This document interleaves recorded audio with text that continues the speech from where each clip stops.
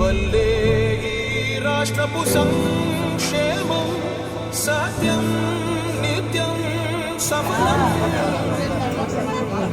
జనగణ మంగళదాయకుడా ఘనమగు చరితల నాయకుడా పలుతరములు మము పరిపాలించర స్వామికుడా. నవయుగ మేధో సైనికుడా సమయము తెలియని సేవకుడా యువన వ్యాంధ్రకు ప్రగతిని చూపర సాధకుడా వైతాళికుడా. ఎక్స్ప్రెస్, మెట్రో ఎక్స్ప్రెస్ ఈ 5 రకాల బస్సుల్లో మీరందరూ మీ ఆధార్ కార్డు ఉంటే ఉచితంగా మీకు కావలసిన ప్రదేశాలకు ప్రయాణం చేయొచ్చు. మన జిల్లాలో భీమవరం డిపోలో మొత్తం 88 బస్సులు ఉంటే అందులో 55 బస్సులకి మీకు ఎలిజిబిలిటీ ఉంటుంది మీకు కావలసినట్టు ప్రయాణం చేయడానికి. నర్సాపురం డివిజన్లో 69 ఉంటే 53, తాడేపల్లిగూడలో 66 బస్సులు ఉంటే 56 బస్సులు, తణుకు డివిజన్లో 74 బస్సులు మొత్తం ఉంటే అందులో 61 బస్సులు అంటే 297 మన పశ్చిమ గోదావరి విభజించబడిన తర్వాత ఉన్న బస్సుల్లో 225 బస్సుల్లో మీరు ఈ నిమిషం నుంచి మీరు చక్కగా ప్రయాణం చేసుకోవచ్చు ఎటువంటి ఇబ్బందులు లేకుండా. దానికోసం కేటాయించడం జరిగింది.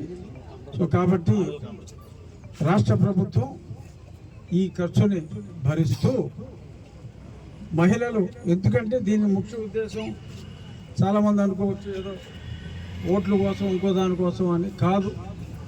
ఎందుకంటే వర్క్ చేసుకునే మహిళలకు, చదువుకునే బాలికలకు వీళ్ళందరికీ కూడా ఈ ట్రాన్స్పోర్ట్ అనేది దగ్గర నెలకి చాలామంది 3,000 రూపాయల వరకు కూడా ఖర్చు పెట్టవలసి వస్తుంది.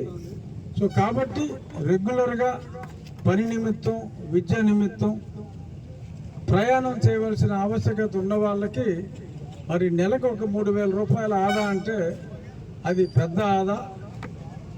అది ఖర్చు పెట్టవలసిన వాళ్ళు మరి అంత ఖర్చు పెట్టలేక మరి ఇంటి పట్టునే ఉండి చదువుకు దూరమై పనికి మళ్ళీ ఇబ్బంది పడతారు. కాబట్టి మహిళల అభ్యున్నతి కోసం మరి ముఖ్యమంత్రి గారు ఆలోచించి చేసిన పథకం ఇది.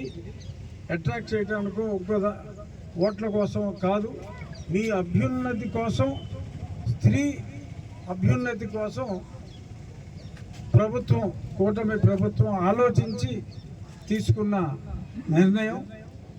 దాన్ని ఈ రోజు నుంచి దేశానికి స్వాతంత్రం వచ్చిన ఈ రోజుని చేస్తే బాగుంటుందని చెప్పి ముఖ్యమంత్రి గారు, పవన్ కళ్యాణ్ గారు, భారతీయ జనతా పార్టీ నాయకులు విజయవాడలో ప్రారంభించారు.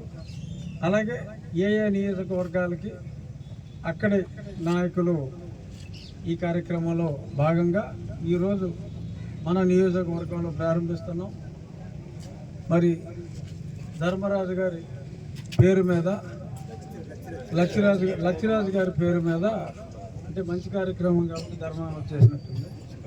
సో కృష్ణరాజు గారు, మన శ్రీనివాసరాజు వీళ్ళు ముందుకొచ్చి ముందుగా ఒక రోల్ మోడల్ లాగా దుంపగడపలో చక్కగా మంచి లైటింగు అన్నిటితో మంచి బస్టాండ్ని నిర్మించడం జరిగింది.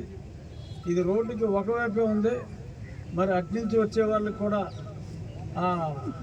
ఉండాలి కదా అని చెప్పి అడిగితే ఇది చూసిన స్ఫూర్తితో దానికి కూడా కొంతమంది ముందుకు వచ్చారు.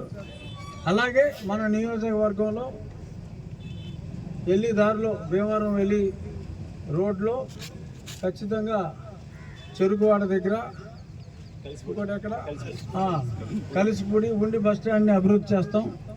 అక్కడ కాంక్రీట్ రోడ్లు వేసి అభివృద్ధి చేస్తాం.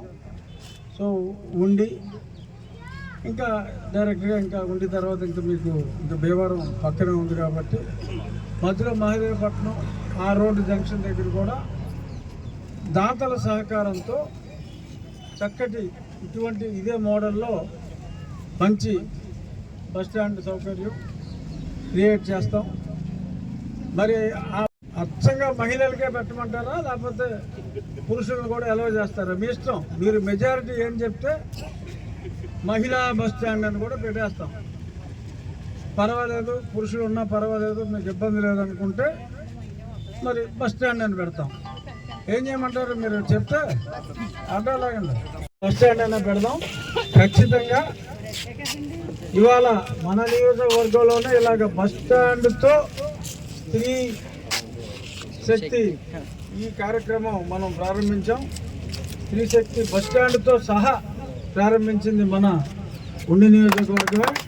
గొప్పగడప గ్రామంలో ప్రారంభమైంది. ఇది ఒక ట్రెండ్గా రాబోయే 3 నెలల్లో మరిన్ని బస్ స్టాండ్లు మన నియోజకవర్గంలోని ఇతర మండలాల్లో కూడా యాడ్ చేసి రాష్ట్రంలోనే ఒక స్ఫూర్తిగా ఇక్కడ మొదలైంది, ఒక స్ఫూర్తిగా ఉండాలని కోరుకుంటూ బసెక్కేద్దామా? విడిగా కదిలిన రాష్ట్రాన్ని శూన్యం నుంచి సౌభాగ్యానికి నువ్వే మార్చావు. మా ఆత్మ గౌరవ గీతికవై, మా జాతి పౌరుష దీపికవై, నవ్యాంధ్ర జనతా సారథివై నడిచావు.